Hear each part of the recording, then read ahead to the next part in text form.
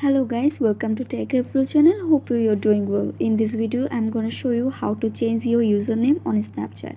So let's continue into Snapchat. After open this, click on your profile icon.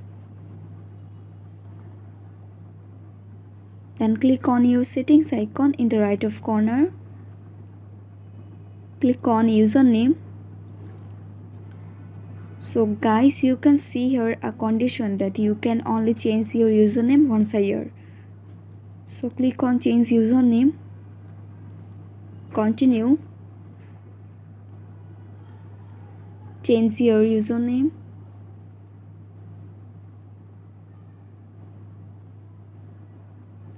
click on next.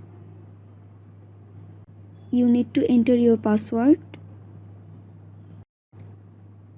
So guys, I have entered my password. Now click on confirm. Click on continue.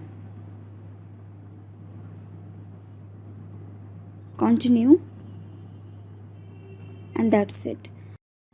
So guys, I hope this video was helpful to you. If it was, then please give a thumbs up and hit the subscribe button. And thanks for watching the video.